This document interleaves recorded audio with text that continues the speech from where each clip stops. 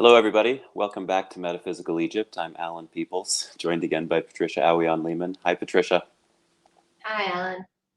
Our website is horusrising.com, and this is part 3 of our 3-part series on the alchemy of the Sphinx and the cosmic serpent. Patricia, why don't we get started?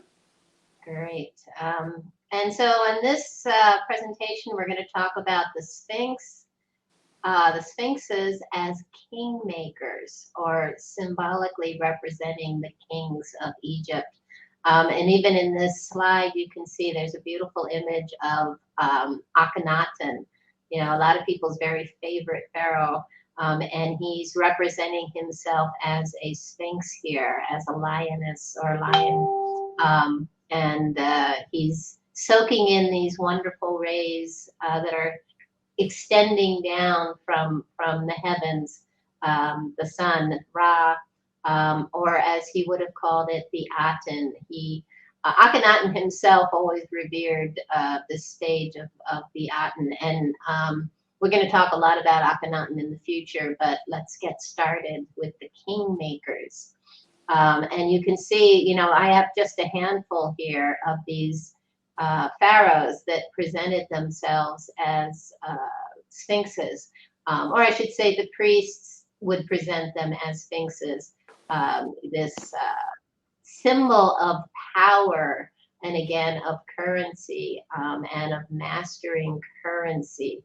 And this is what made them divine. This is what made them gave them the right to rule, and they get to be portrayed as a powerful line of currency or fertility as masters. Well, even today, modern royalty claim their divine right to rule as well. So, oh yeah, I'm going to actually point some of that out. And you're absolutely right. The idea of the lion as a king, I mean, king of the jungle. Here we go. This is something that goes way back to pre-dynastic times. This idea of the lion being a powerful symbol, and so we've spoken about it in the last 2 parts of this, and we're going to go even deeper into that. So here on the right, you see an image that's called the Lion of Judah, and it's in Kiev. But look at that, you see the menorah, which is again another powerful symbol, and the lions back to back, leaving from the center of this powerful symbol. And on the right, it's an ancient Jewish stamp seal, which was, they say, Canaanite to post-Canaanite. And again, the lion is called king of the beasts, but not just because it's a powerful creature in the jungles, but because it represents symbolically something incredibly powerful, as we've already said, lines of currency. And I've already spoken about the path of the Ark of the Covenant, the path of the ancient magnetic equator, the path of Mary, Jesus, and Joseph, historically on their trip throughout Egypt. And what's fascinating, I've been to so many of these places that they say that Mary, Jesus, and Joseph stopped. And every one of these places has an ancient legend or story or telling about when they stopped at these places, and either Jesus put his hand on the ground or his foot on the ground, and suddenly water sprouted up, right? Currency, right? And now there's a famous well, or something there that denotes what this story was all about. Really powerful story. Also where Joseph puts his staff, and suddenly the staff starts to flower, the flowering, creation, fertility. So again, this journey, speaking to this energy, this currency, this path or line of fertility. There are no accidents. So yeah, here I just say Christ is believed to have struck springs and wells in the towns and villages he visited. And some of these wells dried up while some keep flowing to this day and are sites for receiving blessings. I like to take people to a site called Matra. It's the site of Virgin Mary's tree, and it's in Cairo and Heliopolis, and this place that's crazy with tuk-tuks moving, and it's like just total chaos.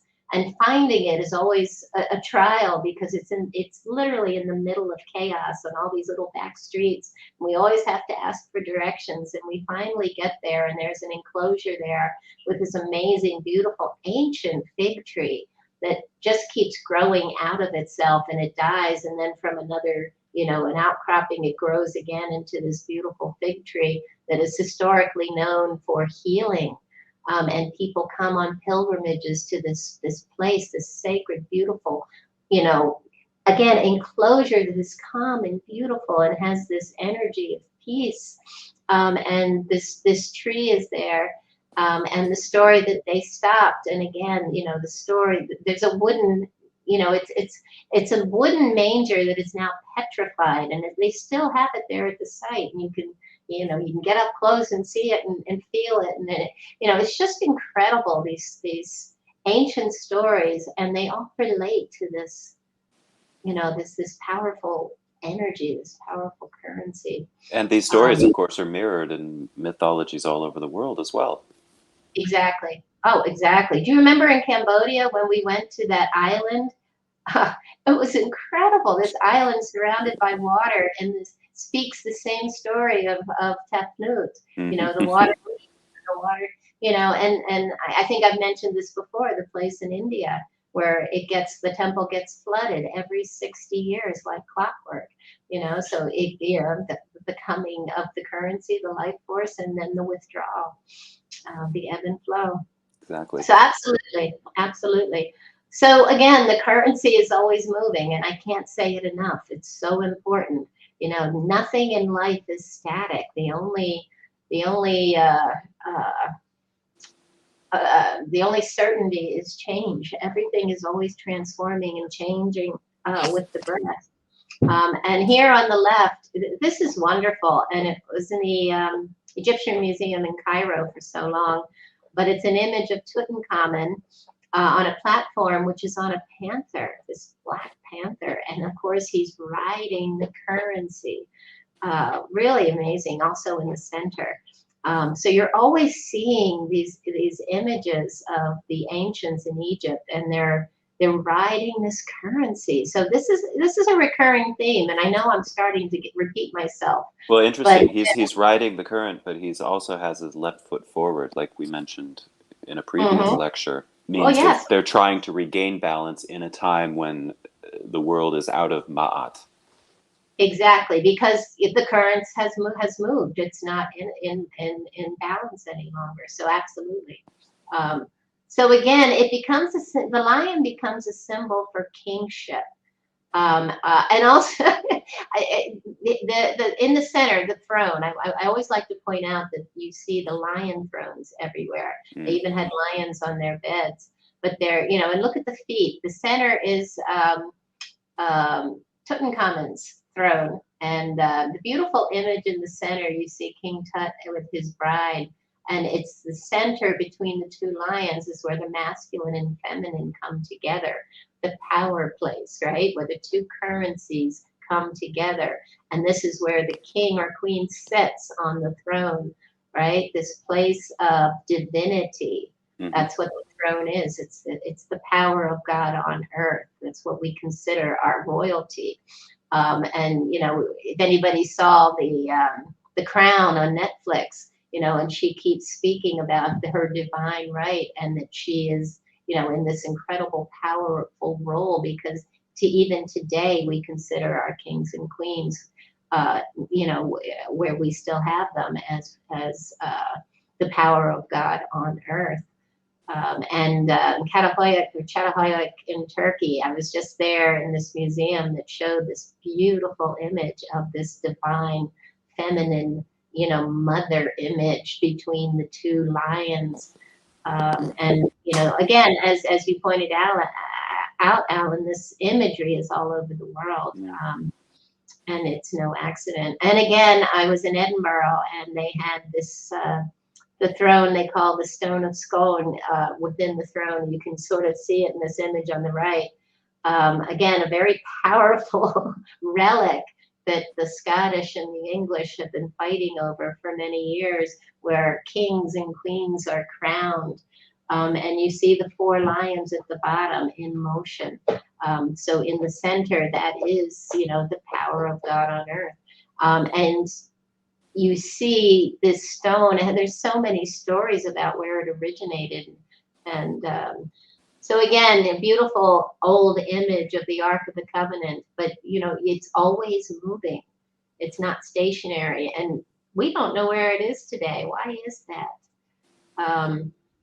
The Ark of the Covenant as, again, the power of God on earth, and it's the place, it's the throne of God, womb or seed of Tefnut and Shu. Aaron's rod is supposedly inside the Ark of the Covenant, right? We have manna from heaven, we have Aaron's rod, and we have the 10 Commandments, right? Which could many people relate to the 42 laws of Ma'at from ancient Egypt. But this, you know, the rod, Aaron's staff, is the staff that becomes the serpent, right? That he magically turns into the serpent. The line of currency, you know, line of fertility. So again, when you begin to see this overlapping powerful symbolism and you start connecting the dots, a story begins to emerge that tells us that this imagery that, you know, has been given to us in the Bible and in legends and in ancient Egypt, we begin to relate it to something even more powerful than just a birthing box or a, you know, an Ark of the Covenant that supposedly, you know, all of the stories relate to this unbelievable power, right? You know, it said, you know, when we saw, what is it, one of the movies, the adventure movies, can't think of the name, but, you know, when that moment he says, don't look at the, you know, the Ark. Oh, Indiana Jones, of course. Thank you, Indiana Jones, which, by the way, was filmed at Tunis in Egypt. Mm-hmm. Said to have been filmed at Tunis in Egypt, of course, in the Delta, which is on the ancient magnetic equator, by the way. So again, yeah, we need to start thinking out of the box and relating to what these stories could be a metaphor for. And covenant itself is a word that means the coming together, right, of 2 dual opposing currents, maybe. And again, you know, they say it was a generator of manna, and manna, you know, seeds from heaven, seeds of men, matter. Gene Rator. Well, I think generator itself is showing you it has a creative energy, right? And something to do with genes, Genesis, beginning. Seeds, exactly. And that's the whole story of Moses. So again, I'm just teasing you now, but we're going to go into so much more detail. So, and again, here it is. Is it a metaphor for a birthing box? The creative force of nature, the power of God on earth. And I'm sure we're going to get into the symbolism of the black cube that we see everywhere. Oh, you bet. You bet. That's coming up in the not too distant future. And where it actually shows on the ceiling of Dendera, right, and the black spot of Saturn. So yeah, I'm not done with the birthing box. That's why I mean we're connecting the dots until we see the pattern. Right, and we're then just we're blown introducing away. the characters at this point. Yep, it's mind-blowing, folks. Absolutely mind-blowing. So, I don't mean to tease you, but if you don't see all of this, you're not going to get the punchline. So bear with me and stay with me. It's fun, it's exciting, and it's powerful knowing. So we said that Shu went south to Nubia, and where do they say the Ark of the Covenant is today but in Ethiopia? Some say. That's one of the stories. Of course, the other story is it goes north to Scotland. And as I said, when the currents divides in the age of Gemini, right? Shu and Tefnut separate at birth. One goes north and one goes south. You have two arcs that were one that separate. Of the covenant, exactly. And eventually they'll come back together. And they come back together to marry, and the great flood of purification and the rebirth. The comes out of the face of Beth. Exactly. Yeah, we're already putting the dots together, but it gets even more sublime. So this is just so exciting. So anyway, I've shown you on the right here. This is a church. It's called the Church of Mary of Zion. And it's in ALCHEMY in Ethiopia, and this is the place that's said to house the Ark of the Covenant today. Graham Hancock has done tours here, and he did a film on this where he visits this location and speaks to the priest that is guarding the Ark, is said to be guarding it. And it's an old film. It might even be on Ancient Aliens, the TV show, but it shows that this priest is blind, and he tells Graham he is blind because of the power of the Ark. And, you know, a lot of people think, well, wow, this is just a little church that has this little tiny fence around it.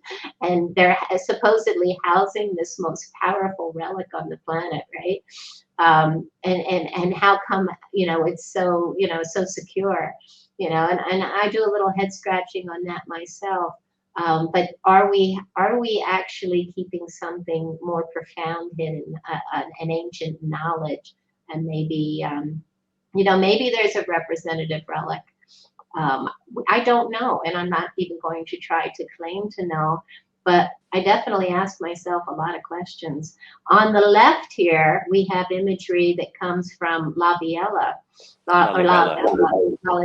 excuse me. The beautiful rock-hewn churches there in the ground, and you see there's this window with the swastika. And I've been in many places that show this swastika energy, and it is everywhere. You know, in ancient Greek, Roman.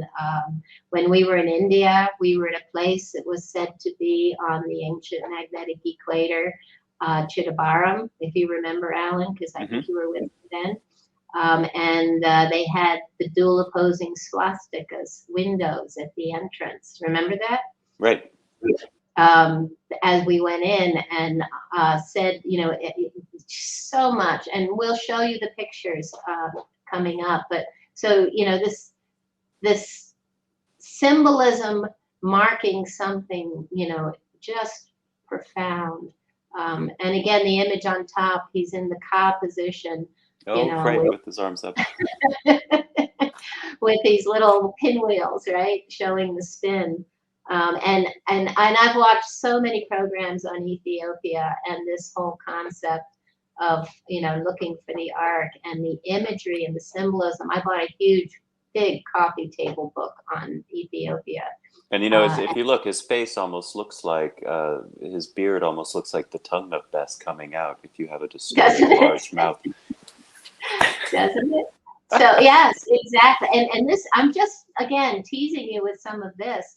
But wow, you know, if you do some research on your own, you're going to see so much. You just start to notice these details everywhere. Exactly. And, you know, I might be teasing you now, but when you go out into the ancient sites today, you're going to see things you might not have seen before. And just remember, nothing is by chance. Nothing is by chance. Yes. You know, we all chose to be here in this moment now. So on the left, again, we're at Lalibela, and this I absolutely love. When they do one of their ceremonies, you know, their processions, and they do these processions where they carry it's sort of like a fake relic of the Ark, and this is one of the staffs that they said they were carrying, and see the swastikas, the dual opposing swastikas spinning in the opposite directions. Right, the two blue ones are pointing to the left, the two red ones are pointing to the right. Exactly. And they're kind of separated in the middle diagonally by this yellow sunburst. The center, the heart, the center of the cross, right? So everything breathes out. And the image on the right. From the 0 point. Exactly. Also from Lalibela in Ethiopia is showing the 4 felines all moving out from the center point. Fascinating.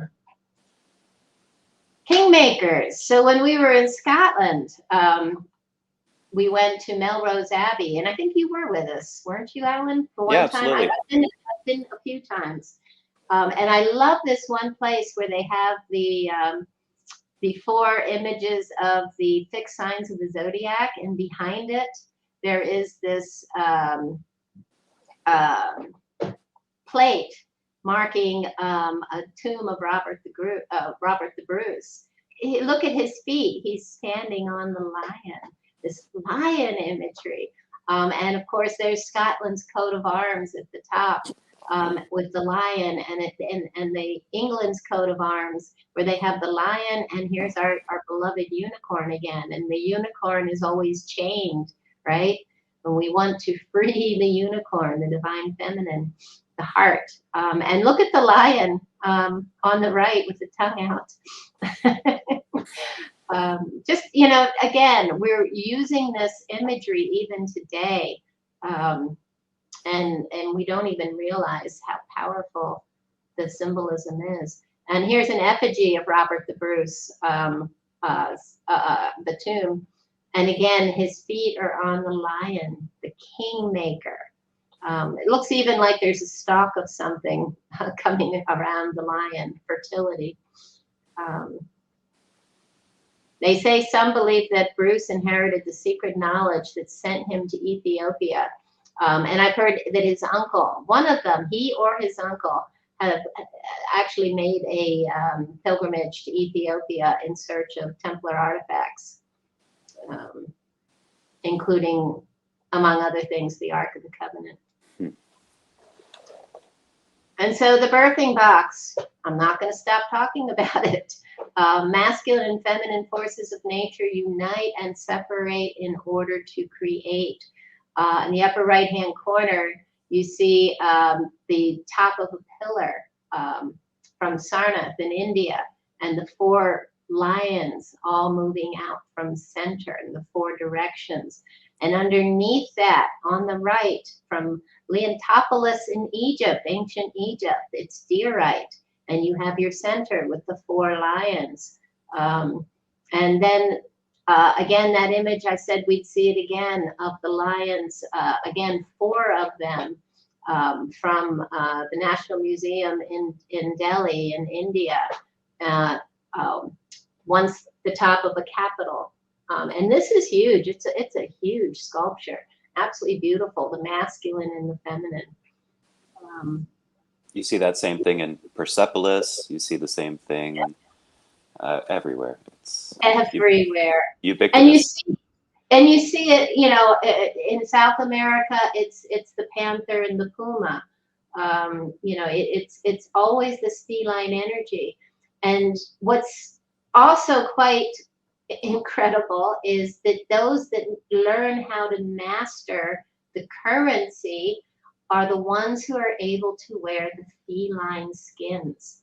And in Egypt, these were the priests, right? But this is, again, all over the world. In South America, they could wear the puma and the panther skins. In India, it was a feline skin. It's a leopard skin. You've seen them with lion skins.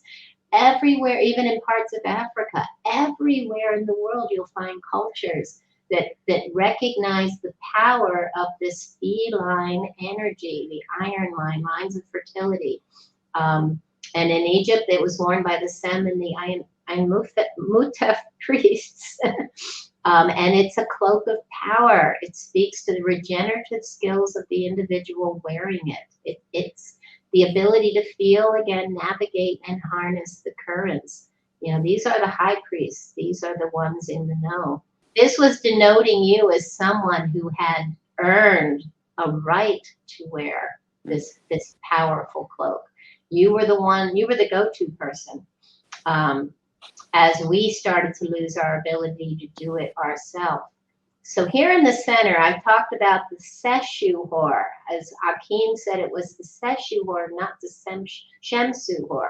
It's just a different way of saying it. And in the center image, we have the netter called Seshet. And she represented sacred geometry, mathematics, currency. And here she's in this beautiful image from Kamumbo.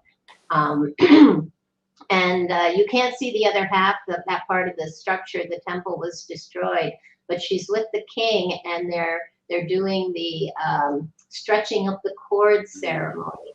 Laying the foundations. Exactly. And of course, she's wearing a feline skin. So remember, I just showed you the foundation pegs with the lions.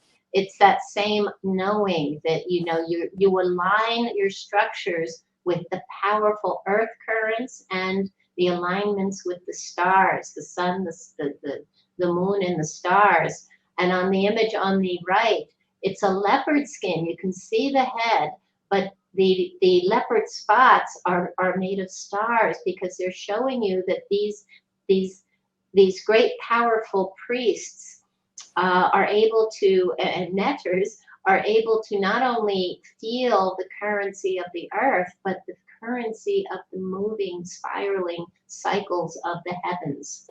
They were the astrologers and the astronomers, as well as those who understood the currents, the earth currents. So again, this is really huge, and again, it's all over the world.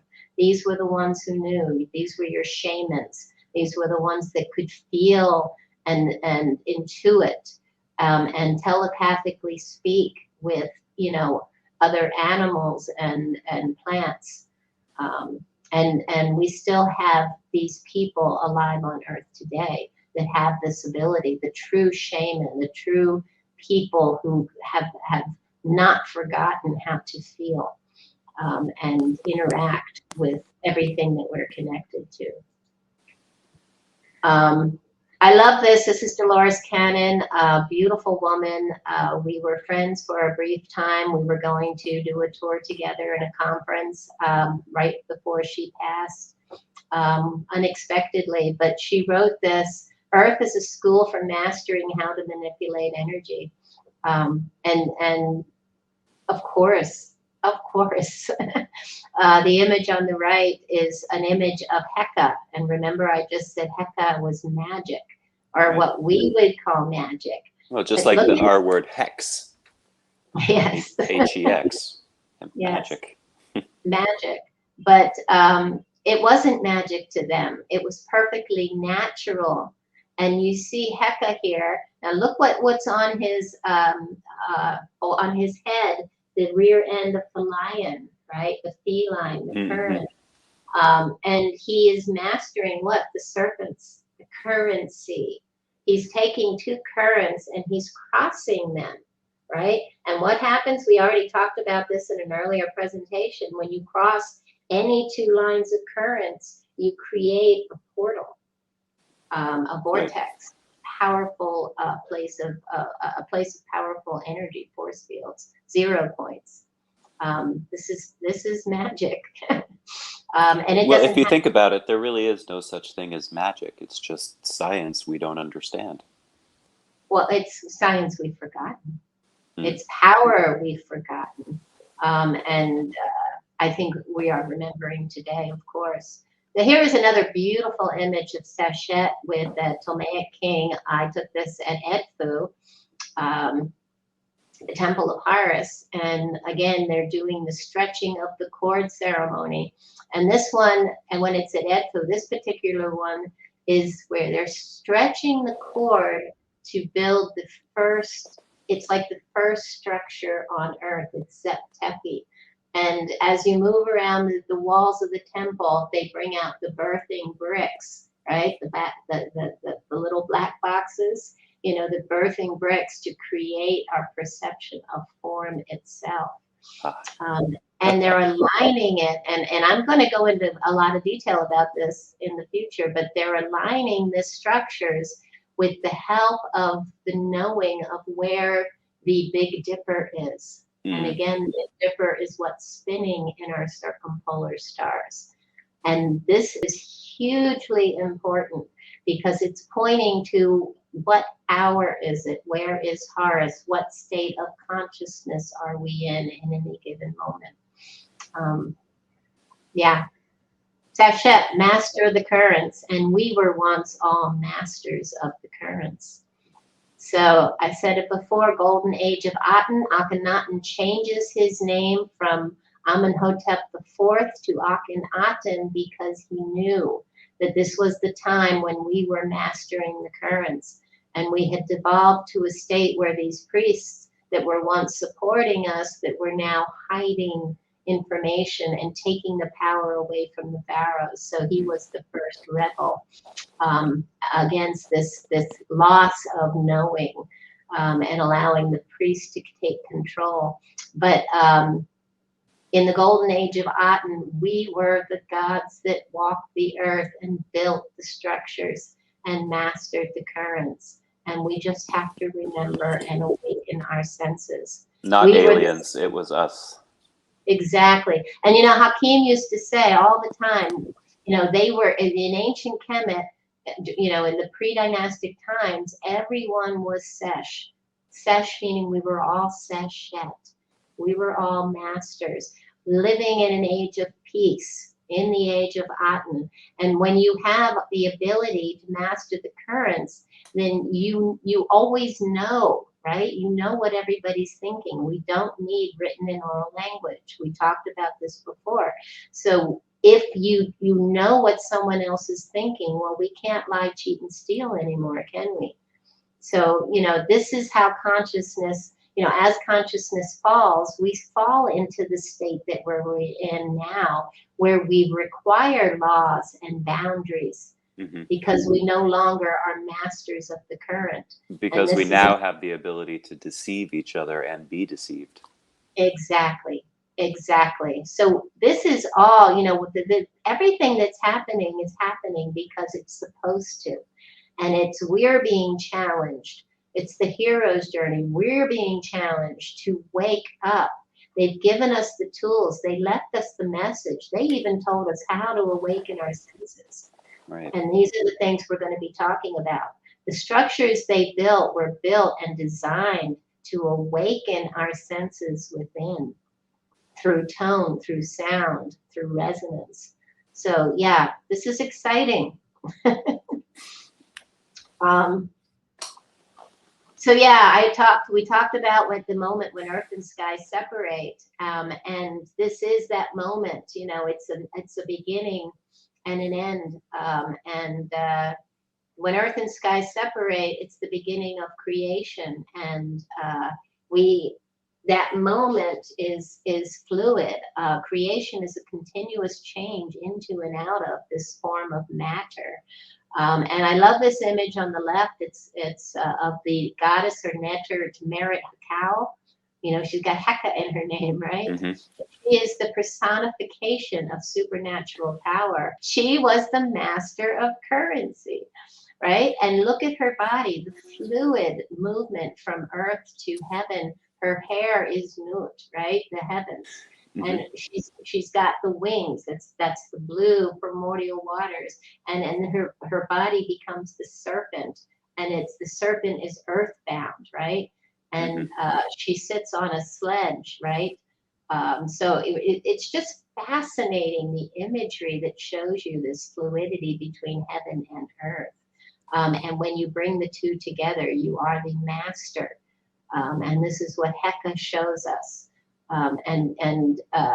The name of Heka Heka itself has the glyph for H and Ka. So it's employing the Ka, right? The life force. And what was the life force? The life force was the Ka of Ra, which was Ka Phrai, right? On the Giza Plateau, the Sphinx. So we're right back to where we started, this ancient line, this magnetic equator. And as you say, H is the ladder between earth and sky. Yeah, even our capital H, if you look at it, it's like the rung of a ladder. Exactly. It's the double square. And so much more. It's the hydrogen atom In our next presentation, I'm going to talk about the beginning, and it all begins with It's H. also, it's two pillars and the connection between them. Yes. And hydrogen, by the way, is the element that's in the center of the spiral. Mm-hmm. So, it's so divinely perfect how even our tones, our expressions emulate the truth of who we are within this breath. So, yeah. And I'm going to end this presentation with, again, speaking about Dr. Ibrahim Karim and biogeometry, because he is such a great knowledge holder on the planet today. And he is someone who speaks about mastering the life force, Shu and Tefnut, in the space in between. And I encourage everyone to read his book, Back to a Future for Mankind. He has other books. He has just finished a new book, which I can't wait to get my hands on. I have taken his course, his foundational course. I have spent time with him and his daughters. His daughters teach the course. Dorea is a friend. Biogeometry offers tools for measuring qualities of energy that help to create beneficial and harmonic energy fields. In the past, we could do this with our enhanced sensibilities, as we've just been talking about, enabling us to perform incredible feats. But he's developed tools just like the ancients. As we lost the ability to feel, they begin to develop tools. And he speaks about this. He talks about ancient Egypt in his book. His father wrote a book about ancient Egypt. He comes by this naturally. He is an architect, and he is someone who has studied this at great length. I consider myself blessed to, have met him and taking this course. I will take it again. We're hoping to actually work together on future tours. But, he speaks, also, and this is really important, this biogeometry is the science of utilizing the energetic and qualitative principles of shape, color, angle, and flow to balance biological energy systems and harmonize their interactions with the environment. And this is, like I said, was what the ancients were doing, without tools, and then eventually with tools. And then we lost the ability entirely and began to use explosive energies that damage the earth, damage our environment. And we're even creating synthetic foods that damage our biological bodies, right? Our health. And what he's presenting today are tools for bringing that vibrant health back again. And I think when we learn about the tools and how they work and the qualitative, the qualities of energy that emanate from, I just said, angle, color, light, form, we begin to interact with our environment. It awakens, again, it helps to awaken the senses within us. And I believe this is a great initial step in the right direction, as well as going back to the temples and walking through them with knowing and realizing, when you walk through these temples, a lot of people don't even realize that as you walk through, the ground, as you go back to the Holy of Holies, the ground is always rising and the ceiling is coming down. Right, coming together. You get to the Holy of Holies, where this is the most powerful place within the structure, right? And being cognizant of that fact as you're walking through it and interacting with the forces of nature, the angles, the sacred geometry, and the alignments with the heavens above, all of this comes together, and the choice of, the different rocks and everything. It's a living, breathing entity that's interacting with you to help awaken all of these senses within. Right, and it works that way because it's based on sacred geometry, and our bodies are based on sacred geometry in the golden ratio. So when you step into it, it amplifies perfectly your own frequency, and it brings us into resonance. It brings us back to that 0 point field where we become the creators. we become this, we interact and be, with this power of God on earth. So yeah, really great stuff. And like I said, we're going to delve deep. We're going to go much deeper, and it's great fun. This is a quote from Dr. Ibrahim Karim. The life force is everywhere in our atmosphere. We just need to know how to access it. This is the key. And we all know this intuitively. We all have senses that we ignore. We feel this on a daily basis to one extent or another. And if there's any time to step into our power as, human beings, to connect with each other, this is it. This is it, folks. Trust your intuition. Yep, trust our guts. And this is the journey I've been on. My gut always knows the truth.